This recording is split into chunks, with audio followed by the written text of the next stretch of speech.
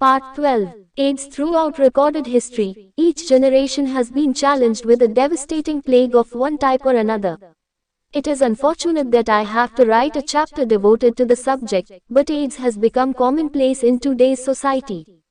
It has taken its position among cancer and heart disease as a killer of the masses. Often I have been asked, why does AIDS exist? What must we learn from it? Hundreds of books have been written attempting to unravel these questions. I am not one to profess a wealth of knowledge on the subject, nor would I attempt to give an explanation in this book for its existence. I believe the reasons are too complex, and there are no simple answers to these questions. I can only relate to the reader my experience of this disease from a spiritual point of view, from those who have crossed the threshold of death and have explained why they personally had to go through the AIDS experience. Let me reiterate one point. All things are created. 126 from Universal Thought. Even though we do not see thought, it exists. I have pointed out earlier that there is a universal law of cause and effect that is constant, much like the movement of energy that animates our world. In other words, it is our thinking that creates the conditions of our lives. Very few of us live the truth of who we are. Instead, we misuse the power of our own thoughts. Even those who preach truth seem unable to live up to their godly philosophy. So instead of using our thoughts to share the ideals of an unconditional loving God, we turn our energy to bigotry and prejudice. Too many people seem preoccupied with playing God on earth. Some use their material power to take control and dominate others. Only the ego is greedy for self-serving power, and it can find it anywhere, in a corporate boardroom, or in a government committee room, or on a church pulpit. Alongside of power is the belief that a certain amount of material wealth makes us special or valuable. We all are aware that some of us have profited and still profit by the exploitation of other human beings.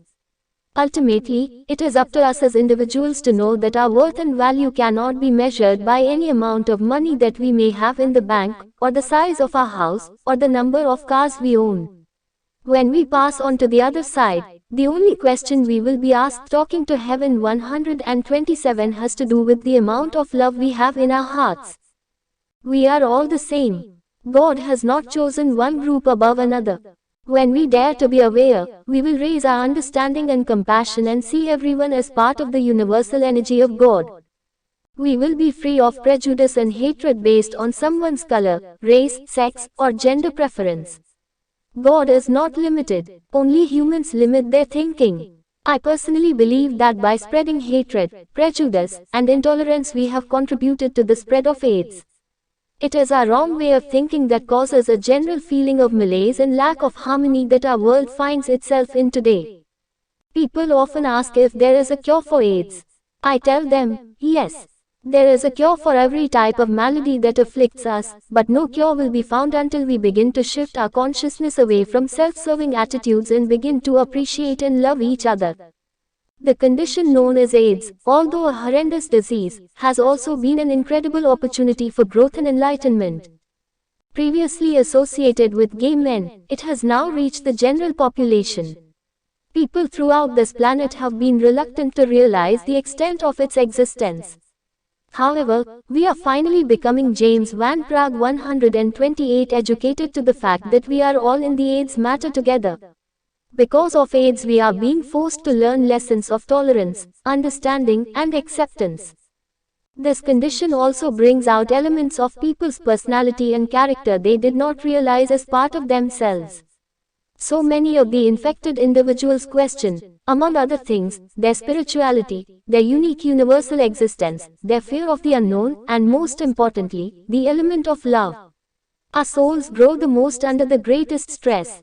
This is true not only for those afflicted but their families and friends as well. During sessions with spirits who have passed with this condition, many gave reasons for having to go through this experience. The spirits prefaced their communication by explaining that their life paths were chosen long before they came to earth. Many have said that they are helping to balance the negative karma of this planet created by our wrong way of thinking about and behaving toward each other.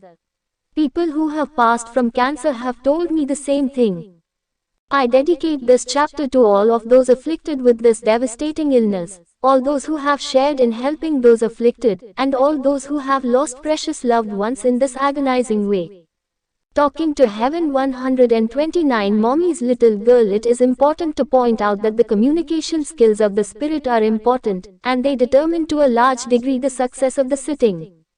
The following session was quite impressive for two reasons. First, the child was clear, precise, and understood the process of communication. Second, whenever children come through, they are pure and speak with innocence.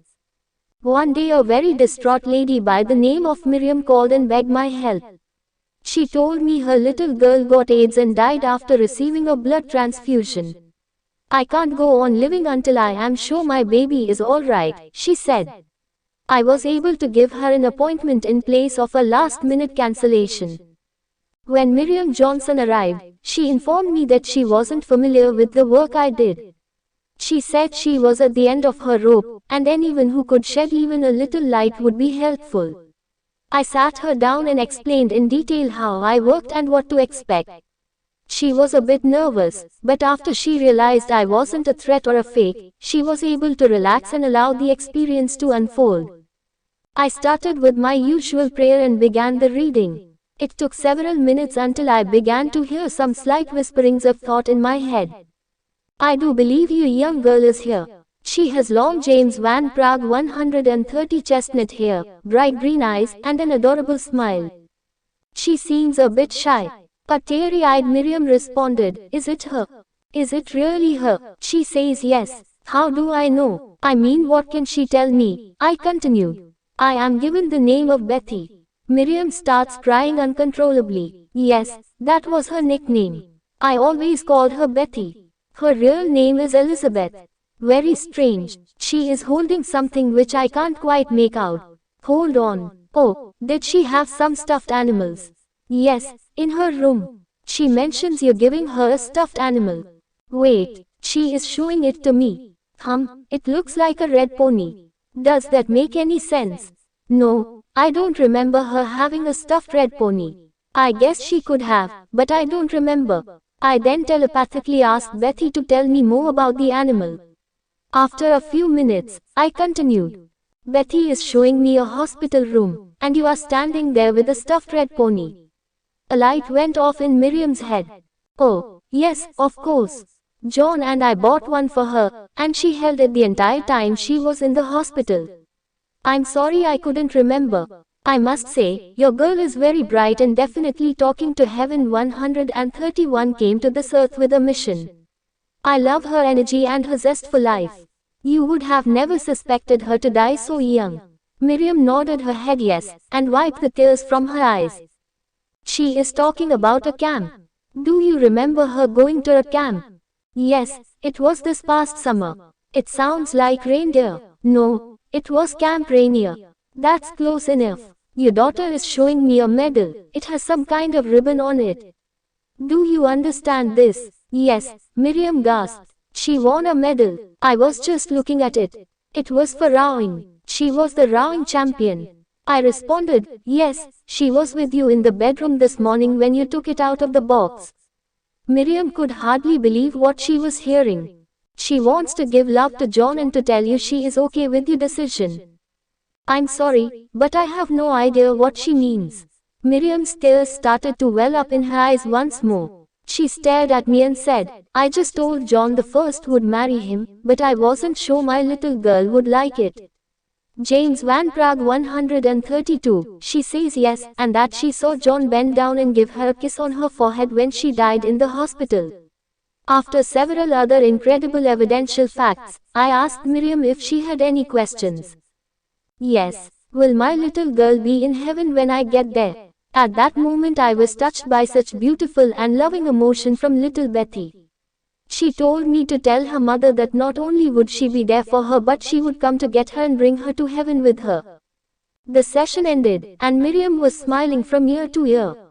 She couldn't help hugging me and telling me how grateful she was.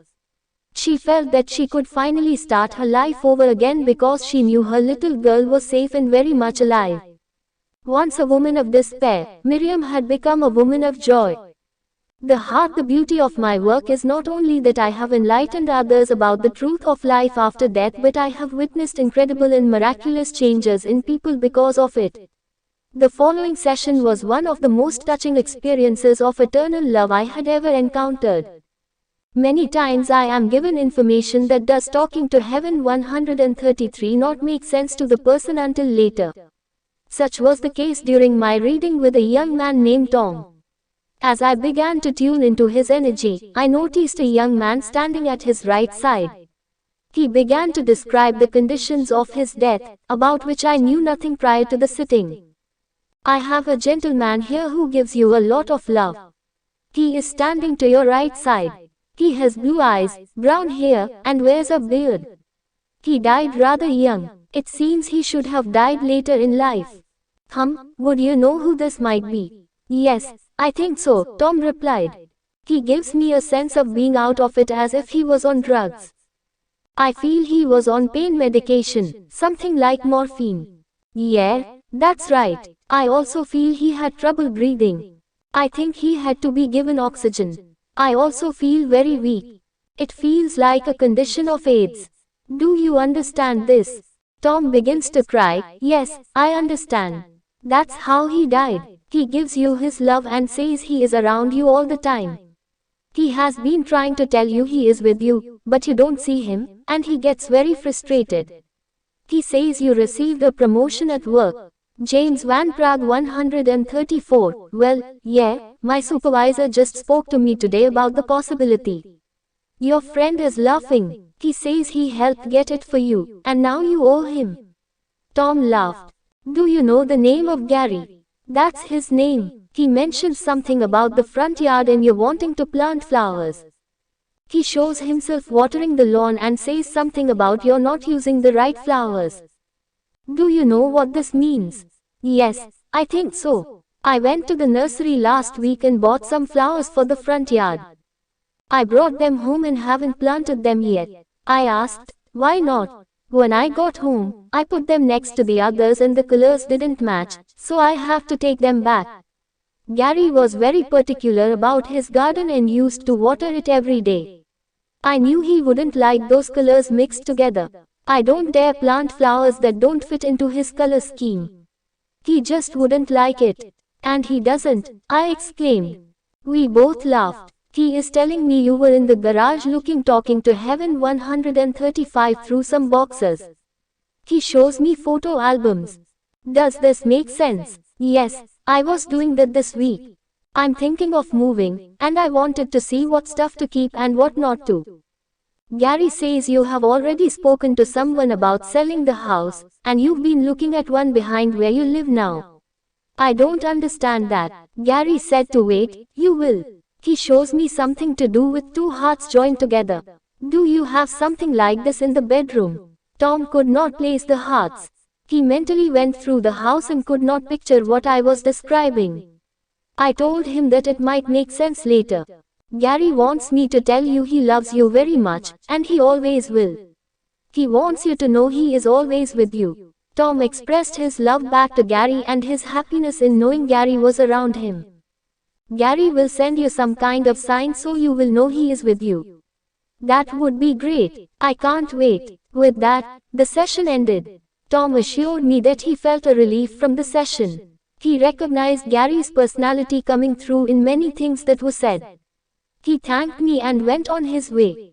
James Van Praagh 136. 4 months later, Tom returned to see me, and he relayed an amazing event. He said that after his reading with me, he went home and put his tape away, not thinking any more of the session. 3 weeks later, he got the promotion Gary said he would get. Tom explained further, my coworker gave me 2 cards. The first was a congratulatory card for the promotion. Then she said, the strangest thing happened. As she was leaving the card store, she stopped in front of another card and felt compelled to buy it. She didn't understand why, but she knew she had to give it to me.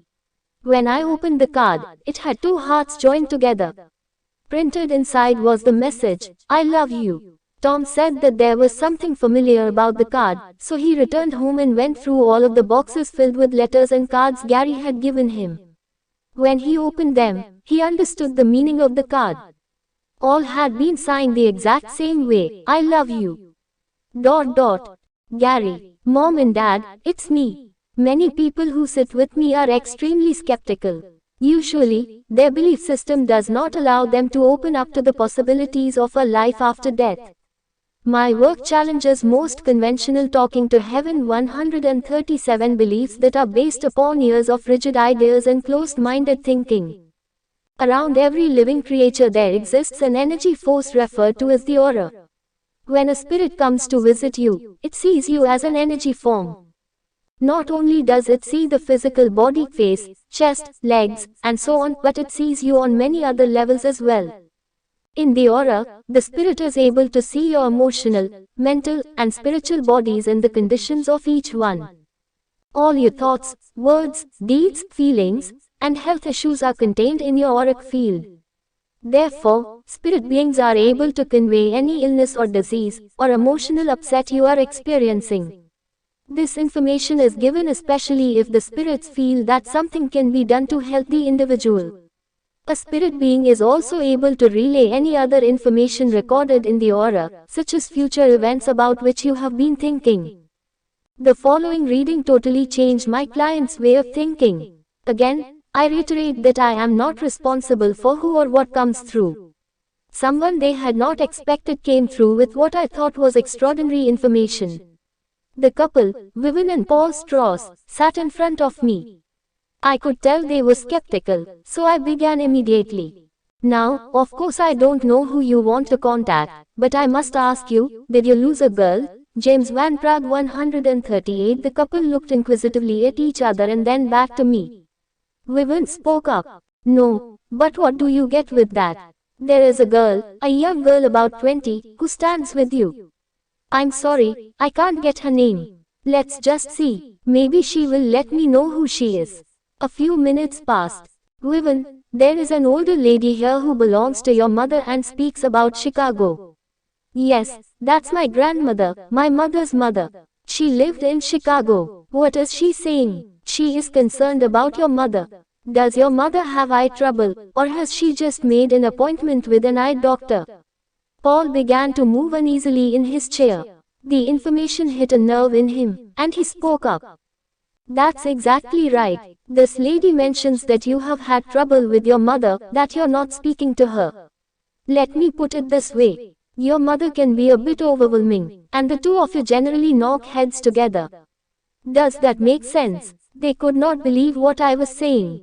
I had expressed the situation exactly as it stood. Yes, I don't get along with her as well as I would like, said Vivian. She's a hard person to talk to.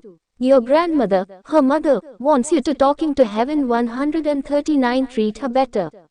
She says to have more understanding of her. The couple nodded their heads in agreement, and I continued. This lady sends you a lot of love. Who is Paul? That's my name, said Paul. There is another person in the spirit world with the same name. Vivian and Paul looked at each other. I could see the tears well up in their eyes. I am told this is your son. Is that correct? Yes, it is. Paul, I want to tell you what your boy is telling me. You need to take better care of yourself. He is very concerned about your health. He says that you have not dealt with his death, and you are holding on to the grief and not letting it out. That is harmful to your health. You need to get out and do other things. Do you like to plant? Yes. Your son wants you to plant some flowers in the front yard. I was just thinking of that the other day. He put the thought into your head.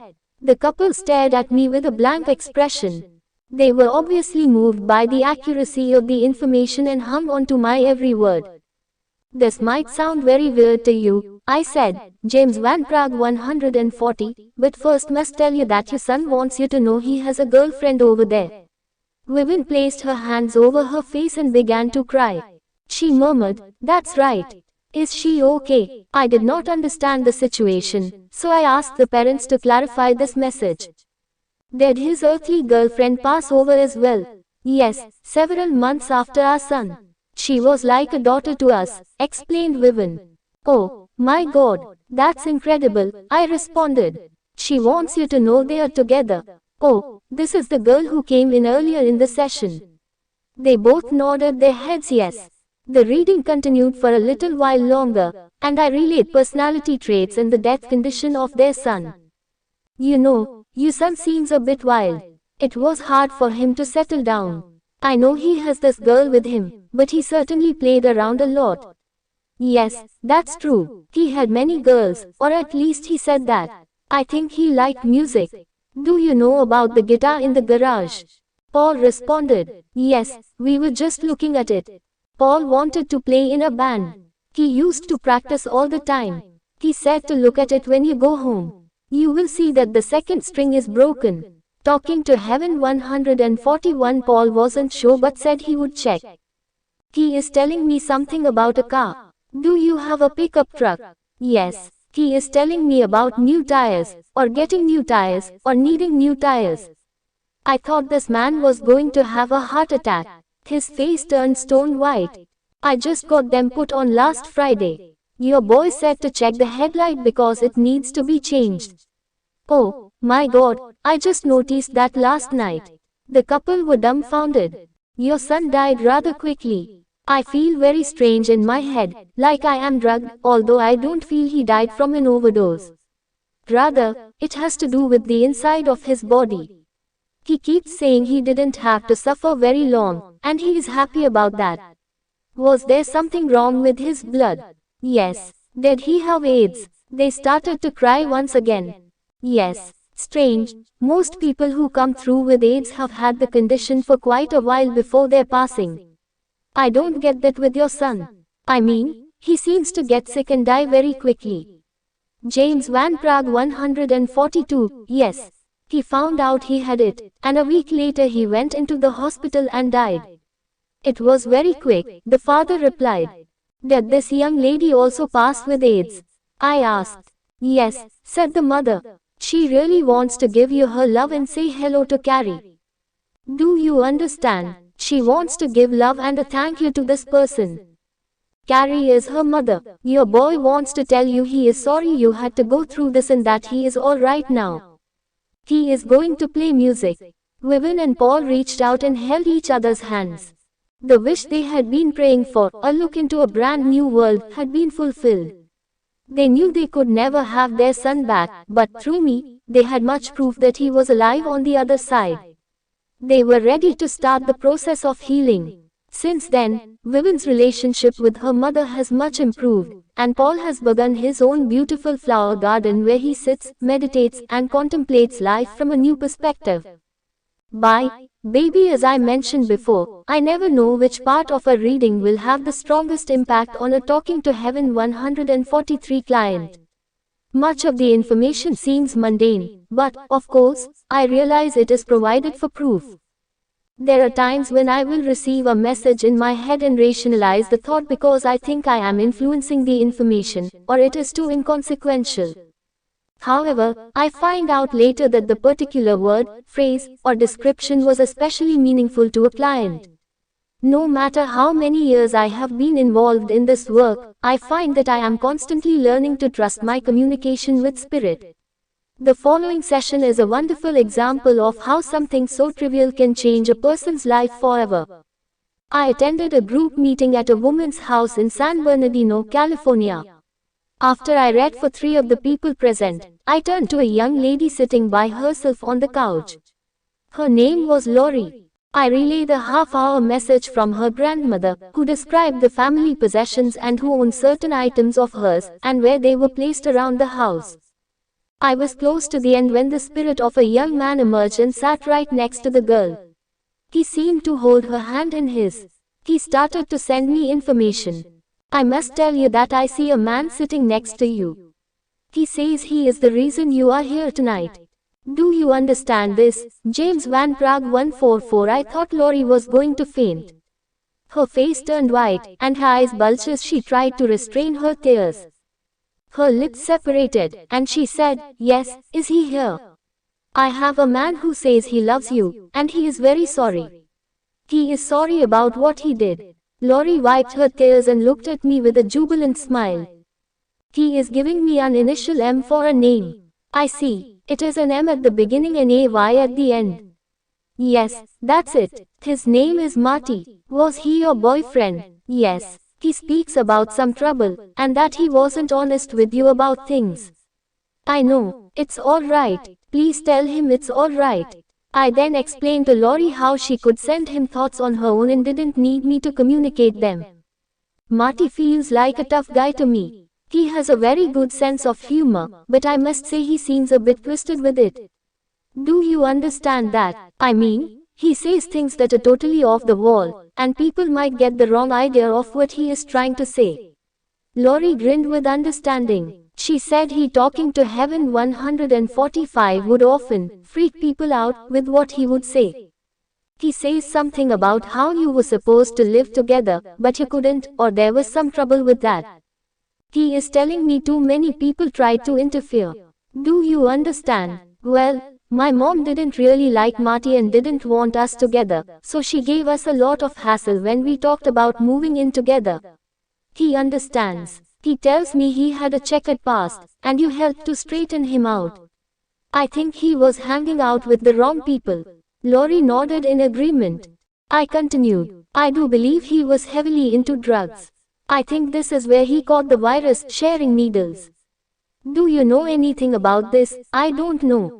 He wouldn't tell me. I assumed that is how he got it. He was pretty bad before I met him.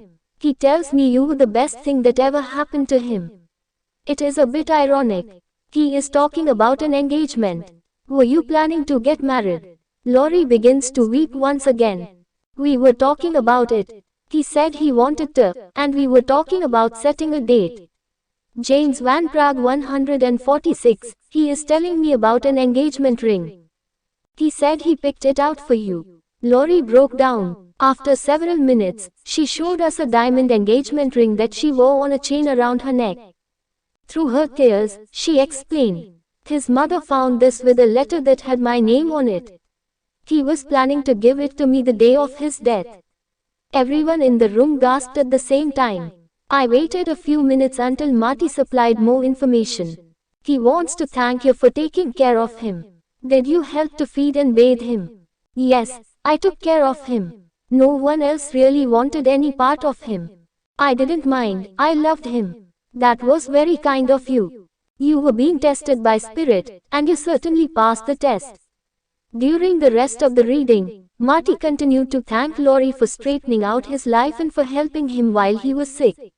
He tried to convey that he still loved her. Lori believed she was talking to the spirit of her deceased lover, but I could tell she had some reservations. My energy was decreasing, and I was instructed by my guides to stop for the evening. I thanked everyone and turned to Lori and said, Marty says, bye, baby.